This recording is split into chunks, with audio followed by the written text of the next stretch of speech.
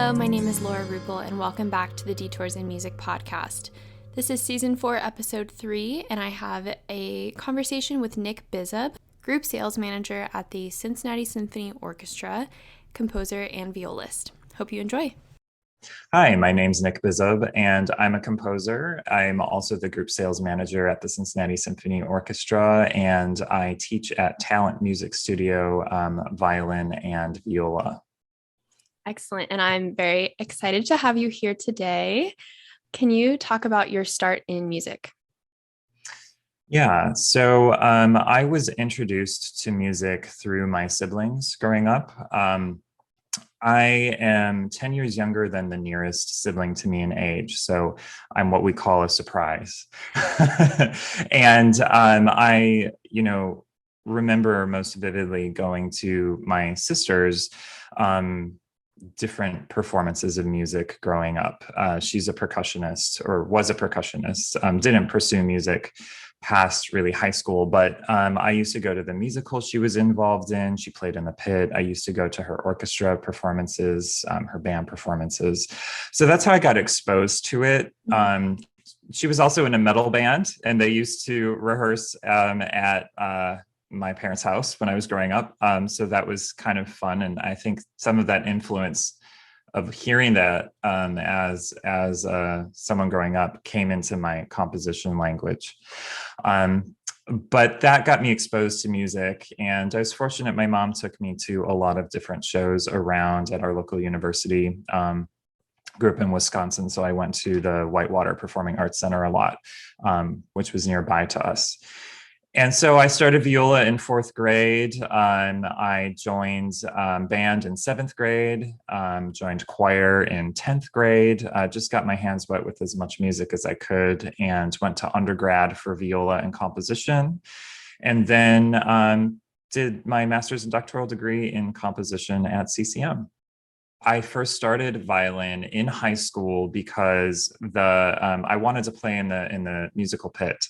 Our high school did one musical per year, and I think it was my sophomore year, they were doing West Side Story, and of course Bernstein didn't write any viola part for the actual original musical pit. So I was like, okay, well, I'll learn violin, and that. Learning violin for West Side Story as my first kind of start was terrifying. Yeah, that seems kind of a big pill to swallow.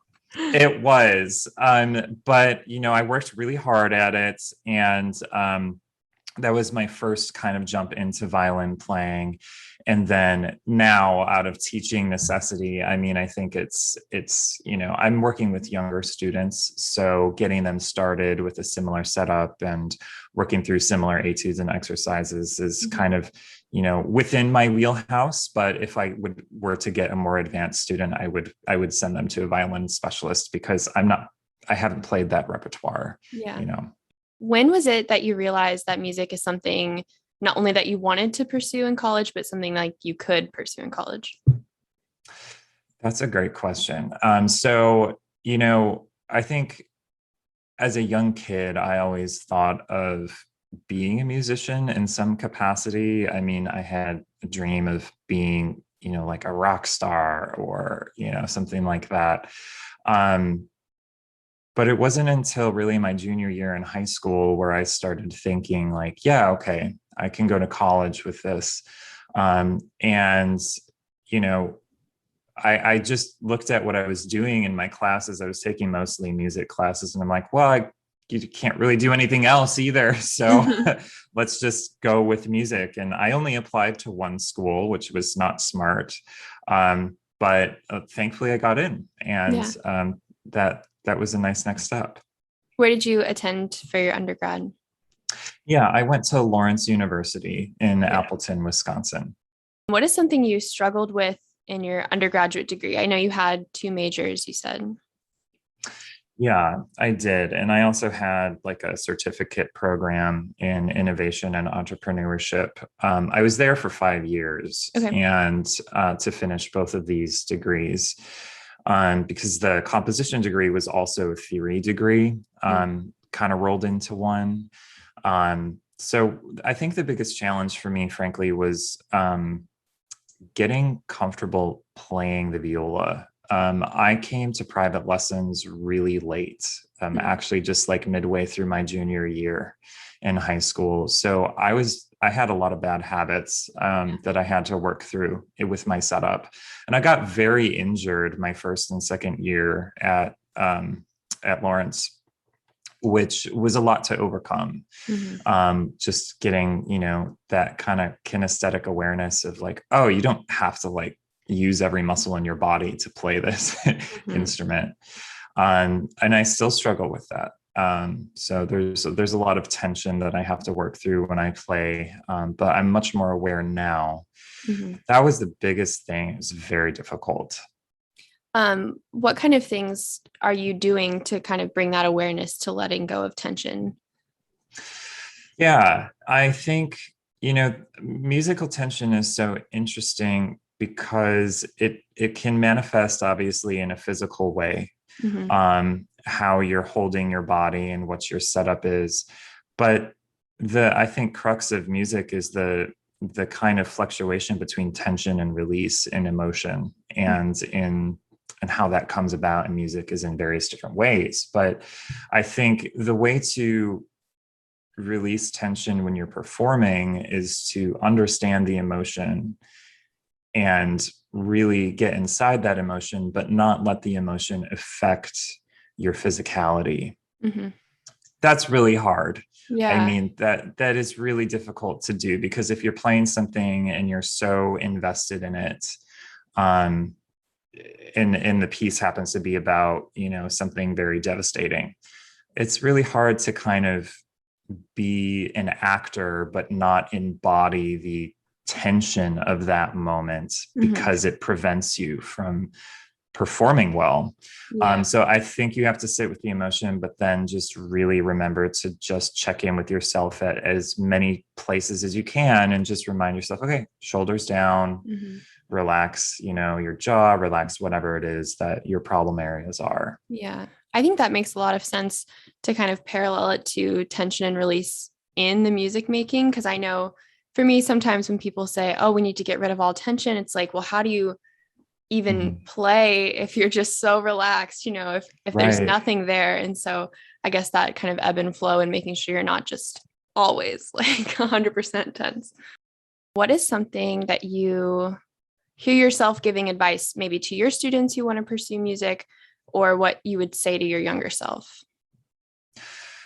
Yeah, I think, I think the advice would really be twofold. So the first thing is to understand that you will always be learning. You're not going to get to a point where you feel like, oh, I've got this completely under control and I just know what I'm doing. I mean, you will get to a certain level of facility in whatever you pursue, but it's not going to be to the point where it's, oh, I have no questions about what I'm doing, because whenever I start a piece of music, whether I'm performing or composing, I always feel like I'm back at square one a little bit. And I think it's okay. I think that's the fun of it, because we get better at kind of learning, and we get better at solving problems, whatever that might be. So, to trust that process and to understand that it's not about being like perfect at some point, but that it's about, having really high accuracy level by the time you feel comfortable doing what you're doing. The margin of error really shifts, Absolutely. Yeah. I mean, I think, when you're first starting out, you're just like trying to make the thing happen however you can. And then as you kind of study and get more aware and have more experience, you can focus on different aspects of things. You start to listen in a different way and in a more focused and very detail-oriented way. But I remember being so frustrated starting out, like, just making the sound happen. That I was always told I was so unmusical, or that I was accenting everything. And I was like, well, I just can't hear past making it happen, So that's frustrating, but it's that okay. Makes a lot of sense. It's part of the process. And then the other thing that I would, say is that it try not to, I guess, be so singularly focused on one particular goal of music, to allow yourself to enjoy the process of getting to where you would like to be, but to be open to the opportunities that present themselves to you, and to try out a lot of different things within this field, because I think it can be very limiting if all you're doing is performing and that's your only thing that you're going to be doing, because even performers have to market themselves, right? So I would say broaden your kind of experiences at the beginning and then narrow it down. Yeah. That kind of leads into my next question, which has to do with being a performer, composer, and then also now working at the Cincinnati Symphony in an administrative role. How does that kind of balance work for you? Or do they feel like one is a musical job and one is an outside of music job?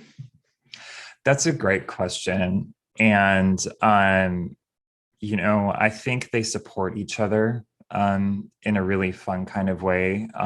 When I was in undergrad, I had this teacher who taught me to think about musical understanding as it relates to viola playing as like this kind of braided thread, that each like strand of theory or the physicality or the history of whatever you're performing kind of comes together in this like really strong rope of knowledge. And I kind of that really impacted how I think about music in general and also careers in music. And I think, my work administratively at the Cincinnati Symphony is still really creative work. It's connecting communities with this fantastic orchestra and, trying to get the music out into the community and to talk about that experience of being in the hall of what that's like to people who may have not experienced that before. And the only way I think that I could do that effectively is to actually like really have experience having played in orchestra and knowing the repertoire, knowing what it's like to teach and learn music. So they really balance each other in this kind of like, they're different threads of the same career. But they come together in a very fulfilling musical way. Yeah. I know in my work in the box office, I feel like I've learned a lot actually just about different new composers because the Cincinnati Symphony is doing so much work, premiering works, and then someone calls and asks about it, and then I have to know something about that piece. And it's been cool to learn more about my field through a job outside of my field. Yeah, I agree. I think that's something that I really enjoyed when I worked in the box office too, is to, even though I am a composer, I was introduced to new works and new pieces through their programming. So I completely agree. Yeah. If you were in a career completely outside of music, what do you think you'd be drawn to? Yeah, when I was in undergrad, I was particularly interested in psychology. And I think that's related to music in a lot of ways. Just I'm drawn to the human experience, I think. And I thought I was going to do a psychology minor, but I'm really bad at math, so I couldn't do the lab. And the lab also conflicted with like a lot of the rehearsals that I would have to be at. So I decided it wasn't for me, but I think psychology would be interesting. Or I think also because of the experience that I went through with tension, I think I would, think about maybe like in a body work field, like a massage therapist or something like that, just to kind of, help and think about the experience I went through and bring that to, help other people. Yeah. How has your career focus changed? And maybe this can be times when you're noticing you're composing more or times when you're thinking of yourself more as a performer. Yeah, it really started out as me thinking of myself as a performer in undergrad. Like I was really ready to go into, the tried and true, I'm going to get an orchestra job sort of thing. I mean, I was playing, as a substitute with local organizations in Wisconsin and thinking about, what do I have to do to get that next level orchestral experience. But as I kind of got to know myself and my injury and just the struggles that I had with playing on such a regular basis, it just really shifted to composition because it was still a way for me to make music in a very personal way. Yeah.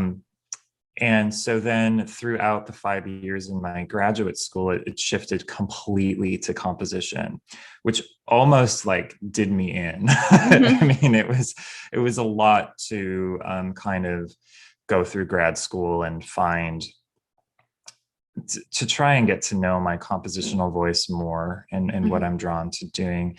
And now it's this like really fun balance of everything. Yeah.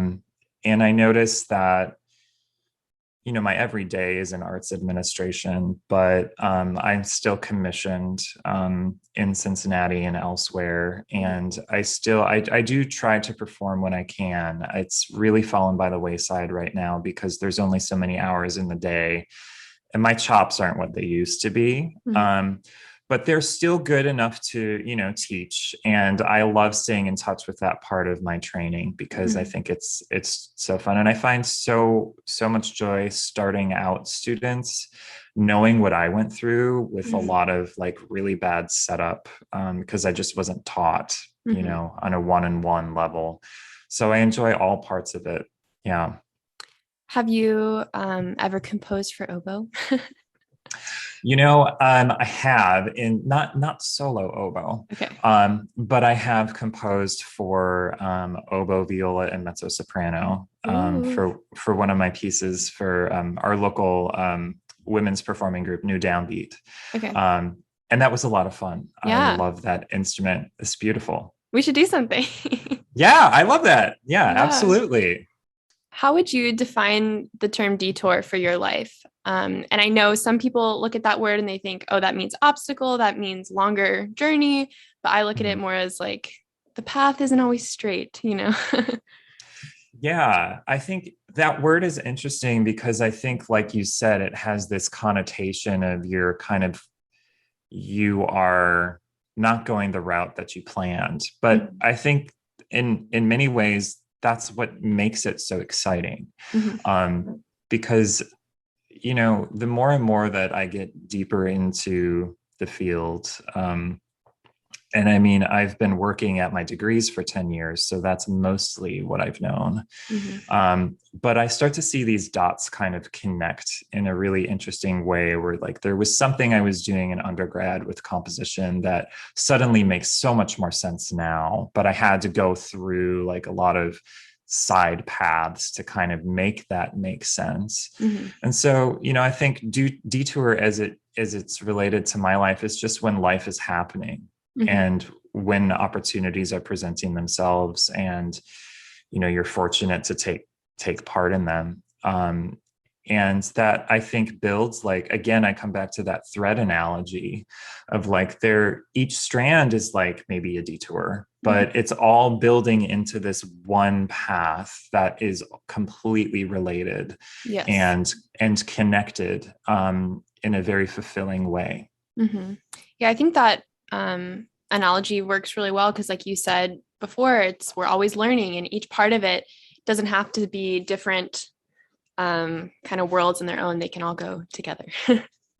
Absolutely.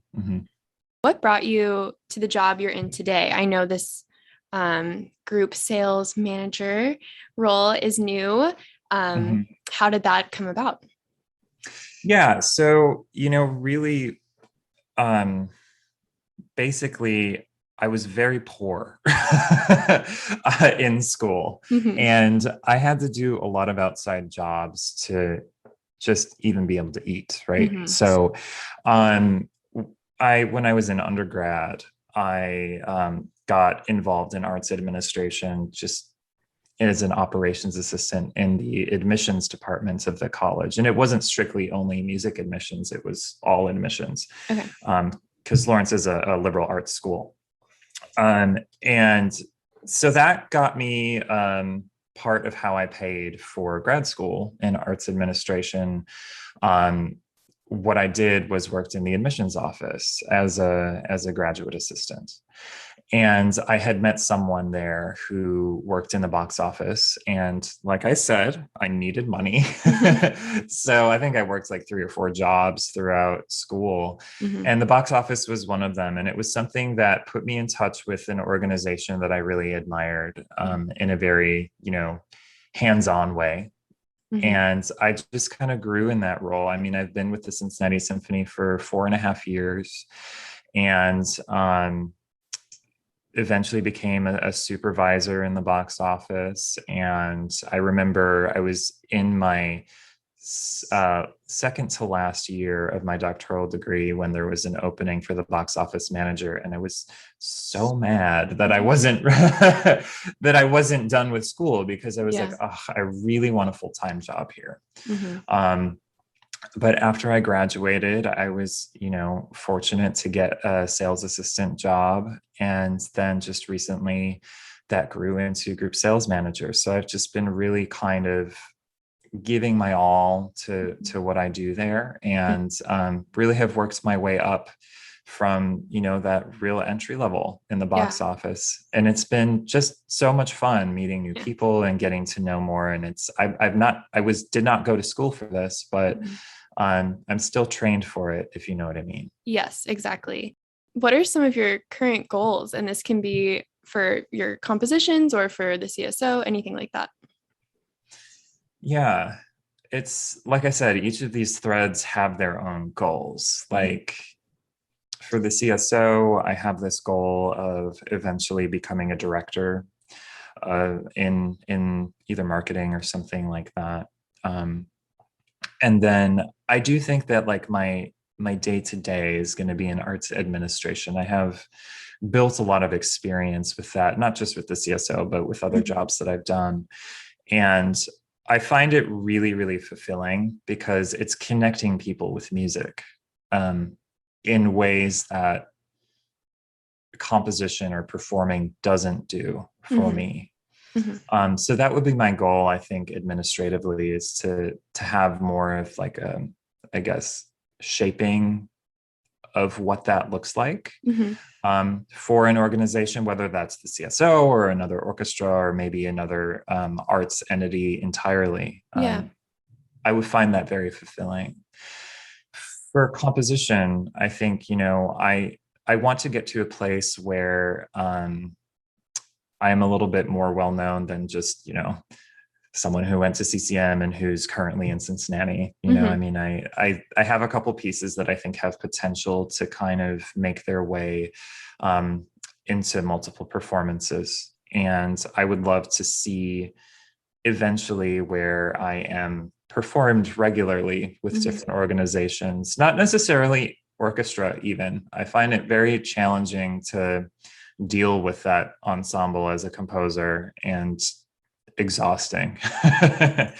But I think, chamber music or smaller subsets of orchestra would be fun.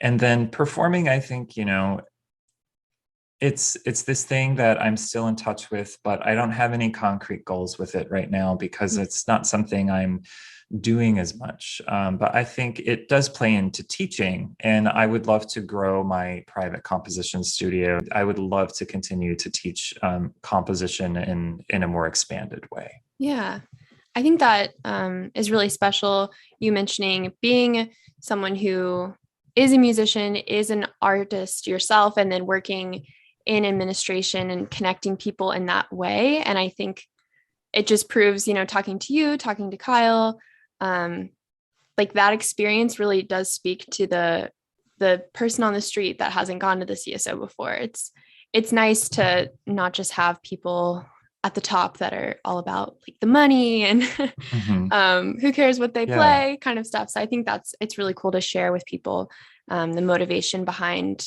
the people at these organizations. I completely agree. And I think it's so special because, you know, like as in your path too, I mean, working in the box office and pursuing performance and all that, it really impacts how you talk to someone. I mean, that day-to-day interaction with people who are maybe don't know much about the orchestra, but would like to, Yeah. I think is so special. And we're so, you know, it's so fulfilling to work doing that. Yeah. So this quote by Britton, the old idea of a composer suddenly having a terrific idea and sitting up all night to write it is nonsense. Nighttime is for sleeping. Yeah. Like my ideas happen when I'm living my life. Yeah. You know, and I think I may be struck by a certain concept for a piece that just takes a long time to marinate. Generally, the pieces that I find that I like the most that I write are that way. Like I just recently finished my doctoral dissertation, which was a requiem for the earth. And this idea came about, you know, like 3 or 4 years before I even wrote a note of it, and just kind of started absorbing all of the different kind of socio-political things going on about climate change, and just thinking about, you know, like our role as citizens of the earth, et cetera, that kind of thing. And yeah, I just it's a longer track than just being like suddenly, you know, electrified by an idea. I mean, I think there is part of that, but it's not as though I'm suddenly just not able to do anything else but compose. Yeah. I find composing a very arduous task, and one that requires a lot of focus, and there's joy to it, but the joy is figuring out what you're doing. It's not, I don't think the joy comes from actually doing composing. And I'm different. People are different. I know people who just all they can do is work on composition. I have a good friend who that's all he does. And it's like, I don't know how you do that. I can't, for me, I just don't stay in touch with it on a day-to-day basis at that level. I think about composition, but I have to live life. I have to have experiences and draw on those to make something compelling. But that's just the style of music that I write. You know, it's very personal. So there are different ways to approach it. Yeah. I think that also for that quote lends to the, like, just because something is like really a fast and sudden and, oh, I did this piece in a day, that doesn't necessarily mean it's any better than, oh, I worked on this piece for 5 years. It's all a process, and everyone is different, and every piece is different for sure. Absolutely. I mean, it strikes me, you know, like so going back to this requiem that I wrote on, there are parts of that took years to write. And then like my most favorite part, there's this really nice mezzo soprano solo after the big kind of climax of the piece. And I wrote that in like an hour. And I just was like struck by the idea of like this lament, and I just ran with it. But, you know, that's so rare. Does that happen for me? Oftentimes it's, you know, much longer. And I think, you know, looking at the sections of that work, each of them are special in their own way. And one I don't think is better than the other. They just kind of, you know, it hits different. And it's kind of fun to have that all in one work. Yeah, that's cool.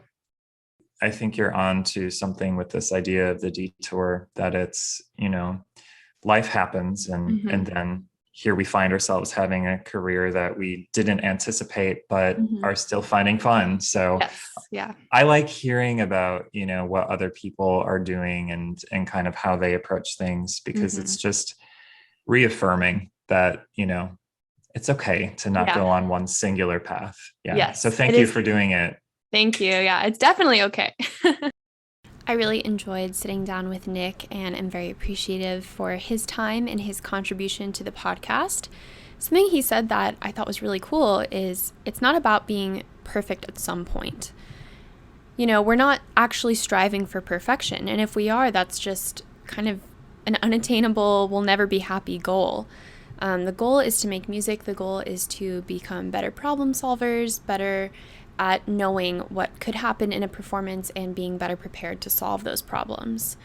Even last night, recently, I was playing with the Kentucky Symphony, and I was playing second oboe for Mahler 9, and I'm thinking, oh, like this is really fun, but I don't have to stress because I'm just playing in unison most of the time. I'm just here as a support role, and then immediately I get water in, my keys, and I'm thinking, oh, okay, so this performance will be a little more stressful now. I was getting a little cocky, thinking I knew everything was going to be okay, but, music is an art, and life is an art, and we get curveballs all the time, so we're all just aiming to try our best and not to be perfect. As always, thank you for listening to the podcast, and feel free to interact with us on any social media platforms.